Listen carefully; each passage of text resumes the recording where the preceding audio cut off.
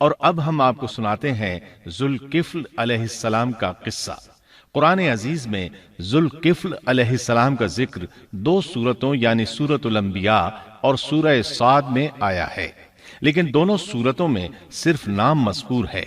مختصر و مفصل کسی قسم کے حالات کا کوئی تذکرہ نہیں ہے۔ سورۃ الانبیاء آیت 85 اور 86 میں اللہ تعالیٰ فرماتے ہیں، اور اسماعیل اور ادریس اور ذوالکفل یہ سب صابر لوگ تھے، ہم نے انہیں اپنی رحمت میں داخل کر لیا، یہ سب لوگ نیک تھے۔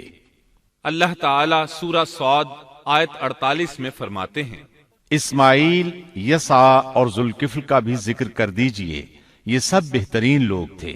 ذوالکفل علیہ السلام کے متعلق جس طرح قرآن مجید نے نام کے سوا کچھ ذکر نہیں فرمایا، اسی طرح نبی اکرم صلی اللہ علیہ وسلم سے بھی ان کے متعلق کچھ منقول نہیں ہے، لہٰذا قرآن و حدیث کی روشنی میں اس سے زیادہ کچھ نہیں کہا جا سکتا کہ ذوالکفل علیہ السلام اللہ کے برگزیدہ نبی اور پیغمبر تھے اور کسی قوم کی ہدایت کے لیے مبعوث ہوئے تھے۔ قرآن و سنت میں اس سے زیادہ سکوت ہے۔ باقی رہا سیر و تواریخ میں ان کا ذکر، تو کافی تفتیش و جستجو کے بعد بھی ہمیں اس سلسلے میں ایسی ٹھوس معلومات نہیں مل سکیں جن کے ذریعے سے ذوالکفل علیہ السلام کے حالات و واقعات پر مزید روشنی پڑ سکے، چنانچہ تورات بھی خاموش ہے اور اسلامی تاریخ بھی۔ البتہ ابن جریر رحمت اللہ علیہ نے مشہور مفسر تابعی مجاہد رحمت اللہ علیہ سے ان کے متعلق ایک قصہ نقل کیا ہے۔ اسی طرح امام ابن ابی حاتم نے اسی قصے کے قریب کچھ آثار عبداللہ بن عباس اور ابو موسیٰ اشعری رضی اللہ عنہم سے نقل فرمائے ہیں۔ یہ طویل روایات ہیں۔ ان میں ہے کہ ابن عباس اور ابو موسیٰ اشعری رضی اللہ عنہم فرماتے ہیں کہ ذوالکفل نبی نہیں تھے، بلکہ وہ ایک نیک اور صالح آدمی تھے، لیکن ایک تو یہ روایات سند کے اعتبار سے ضعیف ہیں، دوسرا یہ کہ ابن عباس اور ابو موسیٰ رضی اللہ عنہم جیسے جلیل القدر صحابہ اور مجاہد رحمت اللہ علیہ جیسے عظیم تابعی سے یہ ناممکن ہے کہ وہ ذوالکفل علیہ السلام کے متعلق یہ فرمائیں کہ وہ نبی نہیں بلکہ ایک نیک مرد تھے۔ شاہ عبد القادر رحمت اللہ علیہ کا موقف ہے کہ ذوالکفل ایوب علیہ السلام کے بیٹے تھے اور انہوں نے اللہ کی خاطر کسی آدمی کی ضمانت دی تھی جس کی پاداش میں ان کو کئی برس قید کی تکالیف برداشت کرنا پڑی۔ چنانچہ شاہ صاحب اپنی تفسیر موضح القرآن میں لکھتے ہیں کہ ذوالکفل ایوب علیہ السلام کے بیٹے تھے، ایک شخص کے ضامن ہو کر کئی برس قید رہے اور اللہ کی خاطر یہ مشقت سہی۔ موجودہ دور کے بعض مفسرین کا خیال ہے کہ ذوالکفل حزقیل علیہ السلام کا لقب ہے۔ ایک دوسرے مفسر کی عجیب و غریب رائے یہ ہے کہ ذوالکفل گوتم بدھ کا لقب ہے، کیونکہ اس کے دارالسلطنت کا نام کفل تھا، جس کا معرب کفل ہے، اور عربی میں ذو صاحب اور مالک کے لیے آتا ہے، اور صاحب مال کے لیے ذو مال اور مالک شہر کے لیے ذو بلد کے الفاظ کثرت سے استعمال ہوتے ہیں، لہٰذا یہاں بھی کفل کے مالک و بادشاہ کو ذوالکفل کہا گیا ہے۔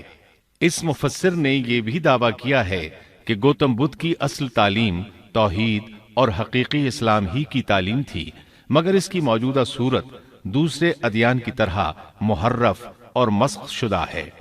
لیکن یہ اقوال قیاس و آراء سے زیادہ تاریخی حیثیت سے کوئی وقت نہیں رکھتے۔ ہم اس تعصب کے قائل نہیں ہیں کہ اگر صحیح تاریخ سے یہ ثابت ہو جائے کہ قرآن نے جن انبیاء کے صرف نام ذکر کیے ہیں ان کا مصداق فلاں برگزیدہ ہستی ہے، اور اس کا انکار صرف اس لیے کر دیا جائے کہ اس سے پہلے چونکہ ایسی بات کسی نے نہیں کہی اس لیے یہ قابل رد ہے۔ یقیناً ہم اس حقیقت کو تسلیم کرتے ہیں کہ تاریخی حقائق کی جستجو کا باب بند نہیں ہوا، اور آئے دن نئی تحقیقات سامنے آ رہی ہیں اور جدید انکشافات ہو رہے ہیں، بلکہ ان کے ذریعے قرآن مجید اور احادیث رسول کے بیان کردہ واقعات کی تصدیق ہوتی چلی جا رہی ہے۔ ملحد و بے دین لوگ ان کا انکار اس لیے کرتے آ رہے ہیں کہ تاریخ اور فلسفہ ان کا ساتھ نہیں دیتے، لیکن اگر قرآن کریم کی بیان کردہ کسی ہستی کے متعلق مزید انکشافات روشنی میں آئیں تو ہمارے لیے انکار کا باعث نہیں بلکہ مخالفین پر مزید حجت اور دلیل ہیں۔ لیکن اس حقیقت کے اقرار کے باوجود اس سے یہ بھی لازم نہیں آتا کہ کسی واقعے کے متعلق کوئی شخص اگر محض اپنے وہم و گمان اور قیاس و انداز سے بے دلیل کوئی بات کر دے تو ضرور اس کو مان لیا جائے۔ چنانچہ ذوالکفل علیہ السلام کو گوتم بدھ قرار دینا ابھی تک اس سے زیادہ کوئی حیثیت نہیں رکھتا۔ ہمارے لیے دنیا کے مختلف گوشوں میں اللہ کے فرستادہ نبیوں پر ایمان لانے کے لیے قرآن کی وہ تینوں دفعات کافی ہیں جو دین اسلام کا امتیازی وصف ہیں۔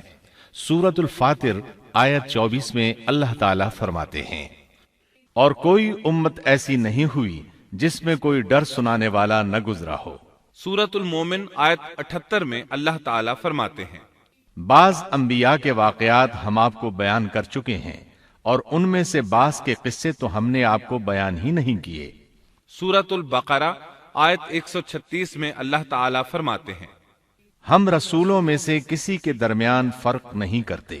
اس لیے ایک مومن کا یہ عقیدہ ہونا چاہیے کہ ہم اللہ کے انبیاء میں سے کسی نبی کے درمیان کوئی فرق نہیں کرتے، یعنی تمام انبیاء پر ایمان لاتے ہیں۔ اس صاف اور واضح عقیدے کے بعد اگر ہمارے سامنے کسی ملک اور کسی خطے کے انبیاء اور رسول کے واقعات نہیں بھی آئے تو اس کے اسباب و وجوہات اور ہیں، لیکن جہاں تک ان پر ایمان لانے کا تعلق ہے وہ اختصار سے بھی کافی ہے، اور ان کی تفصیلات سے آگاہی ہماری رشد و ہدایت کے مقاصد یعنی اللہ پر ایمان اور نیک اعمال کے لیے ضروری نہیں ہے، خصوصاً جبکہ اللہ تعالیٰ نے ہم پر یہ حقیقت بھی قرآن مجید میں واضح کر دی ہے کہ نبی اکرم صلی اللہ علیہ وسلم خاتم النبیین ہیں اور تمام سچے ادیان کی صحیح اور حقیقی تعلیم کی تصدیق کر کے ان کو بلند درجات کے درجہ کمال تک پہنچانے والے ہیں، جیسا کہ سورۃ المائدہ آیت 3 میں اللہ تعالیٰ فرماتے ہیں، آج میں نے تمہارے لیے دین کو کامل کر دیا اور تم پر اپنا انعام بھرپور کر دیا اور تمہارے لیے اسلام کے دین ہونے پر رضامند ہو گیا۔ خلاصہ کلام یہ کہ ہمیں یہ تسلیم ہے کہ ہندوستان میں بھی اللہ کے سچے نبی اور پیغمبر مبعوث ہوئے، بلکہ سیرت نگاروں کی روایات کے مطابق ابو البشر آدم علیہ السلام اسی ہندوستان کے کسی گوشے میں اتارے گئے، لیکن جب تک قرآن و حدیث کی صراحت یا تاریخ کے صحیح دلائل و براہین سے یہ ثابت نہ ہو جائے کہ ذوالکفل گوتم بدھ کا لقب ہے، محض قیاس و آراء کی بنا پر ہم اس کو تسلیم نہیں کرتے،